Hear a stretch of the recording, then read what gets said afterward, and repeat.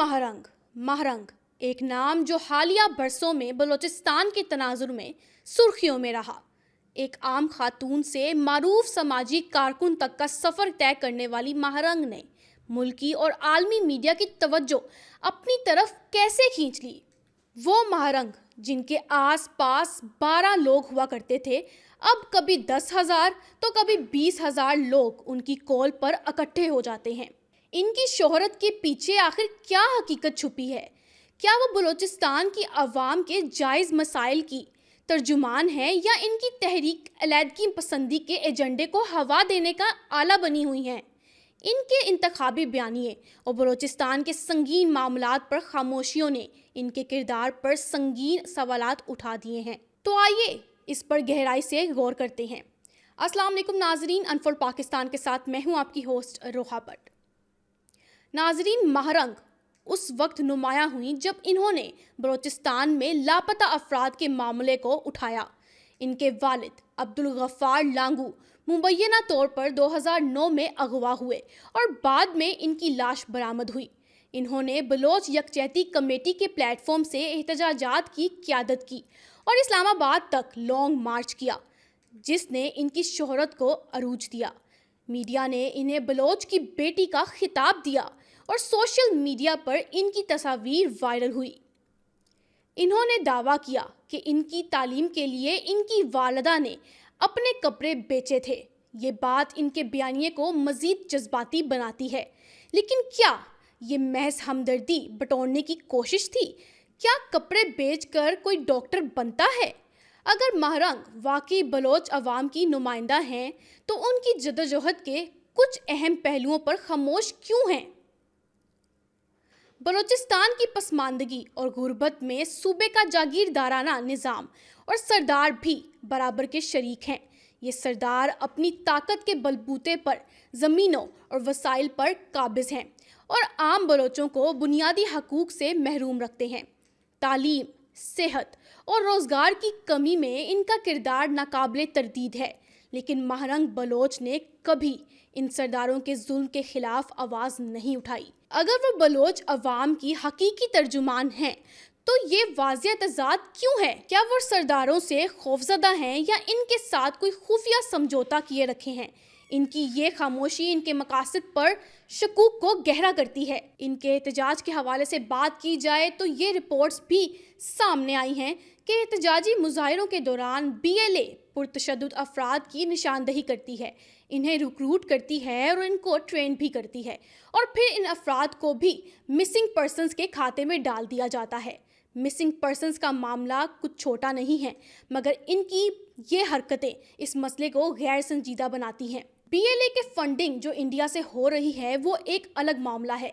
महरंग की साख पर सवालिया निशान उस वक्त लगा जब इन्होंने जाफर एक्सप्रेस के हाईजैक की मजम्मत ना की। ये वाक़या जो बलोच अलहदगी पसंद ग्रोहों ने तस्लीम किया कि वो मुलव्विस थे, इसमें कई मासूम लोगों को निशाना बनाया गया।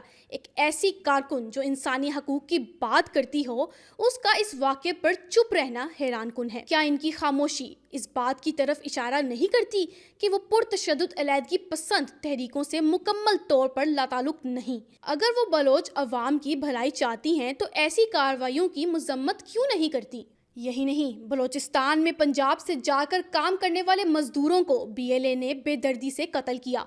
इस पर क्यों बलूचिस्तान के सरदार और महरंग खामोश हैं? बलूचिस्तान में गुर्बत, बेरोज़गारी और बुनियादी सहूलियात की कमी संगीन मसाइल हैं, लेकिन महरंग की तवज्जो सिर्फ लापता अफराद तक महदूद दिखाई देती है। जैसे कि हमने पहले भी बताया कि ये एक अहम मसला है, लेकिन क्या ये वाहिद मसला है? इन्होंने ना सरदारों के इस्तेसाल के खिलाफ बोला, ना ही जाफर एक्सप्रेस जैसे वाक़यात की मजम्मत की, बल्कि इस वाक़ये के बाद शदीद एहतजाज और धरनों ने कई सवाल खड़े कर दिए। एक अहम सवाल ये है कि महरंग का बयानिया एक तरफा क्यों है? क्या ये महज इत्तफाक है या इनकी तहरीक एक मखसूस एजेंडे की तरफ गामजन है? बलूचिस्तान में अलहदगी पसंद तहरीकें कोई नई बात नहीं। बलूचिस्तान लिबरेशन आर्मी जैसे गिरोह पुरतशद्दुद कार्रवाइयों के जरिए और मकासद के लिए कोशा हैं। महरंग ने खुलकर अलहदगी पसंदी की हमायत तो नहीं की, लेकिन इनके बलोच नस्ल कशी जैसे बयानात اور جعفر ایکسپریس ہائی جیک پر خاموشی ان کے موقف کو مشکوک بناتی ہے۔ اگر وہ سرداروں کے ظلم اور علیحدگی پسندوں کی پرتشدد کارروائیوں کو نظر انداز کرتی ہیں لیکن ریاست کو نشانہ بھی بناتی ہیں، تو کیا یہ ان کی ترجیحات پر سوال نہیں اٹھاتا؟ کیا ان کی تحریک مسائل کے حل کی بجائے تقسیم کو فروغ نہیں دے رہی؟ یہاں ایک اہم سوال یہ بھی اٹھایا جاتا ہے کہ مہرنگ کے خلاف ریاست نے پہلے کیوں ایکشن نہیں لیا؟ اس کا واضح جواب یہ ہے کہ ریاست کبھی بھی حقوق کے لیے آواز اٹھانے والوں پر حرکت میں نہیں آتی، بلکہ اگر دیکھا جائے تو آغاز حقوق بلوچستان جیسے انیشیٹو حکومت کی طرف سے اٹھائے گئے، اور اس کے علاوہ سی پیک کے تحت بلوچستان اور گوادر کو ڈیولپ کرنے کی کوشش جاری ہے، لیکن علیحدگی پسند ان منصوبوں میں بھی رکاوٹیں ڈالنے کی کوشش کرتے ہیں۔ چینی انجینئرز پر حملے اس کی مثال ہیں۔ مہرنگ کی شہرت میں میڈیا کا کردار کلیدی ہے۔ مغربی میڈیا نے انہیں انسانی حقوق کی نڈر جنگجو کے طور پر پیش کیا، لیکن ان کے انتخابی بیانیے اور خاموشیوں پر تنقید کم ہی کی گئی۔ بلوچستان کے وسائل اور جغرافیائی اہمیت بین الاقوامی قوتوں کے لیے ہمیشہ سے اہم رہی ہیں۔ کیا مہرنگ نادانستہ یا دانستہ قوتوں کے ہاتھوں استعمال ہو رہی ہیں؟ ان کے سرداروں اور پرتشدد واقعات کے خلاف خاموشی اس شبے کو تقویت دیتی ہے کہ ان کی تحریک ایک بڑے ایجنڈے کا حصہ ہو سکتی ہے۔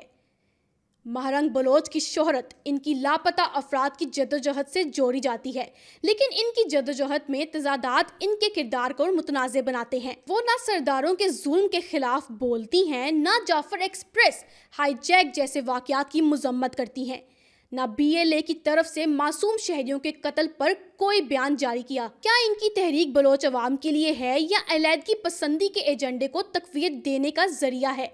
ان کی آواز امید بن سکتی تھی، لیکن ان کی یک طرفہ نوعیت اور اہم مسائل سے چشم پوشی اسے شک کے دائرے میں لے گئی ہے۔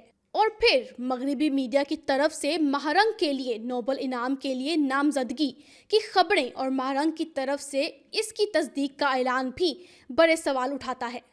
جو اہم بات ہے وہ یہ ہے کہ ایک ایسے وقت میں جب پاکستان میں غیر ملکی سرمایہ کاروں کو متوجہ کرنے کے لیے منرل سمٹ اٹھائی جا رہی ہے، اسی دوران مہرنگ بلوچ کی رہائی کے نام پر بلوچستان کے چند سرداروں کی طرف سے احتجاج کرنا، جلسے کرنا اور دھرنے دینا آخر کیوں ہے؟ یہ وہ سوال ہے جس پر سب کو سوچنا چاہیے۔ انفور پاکستان کے ساتھ مجھے دیں اجازت، اپنا بہت سارا خیال رکھیے گا۔ اللہ حافظ۔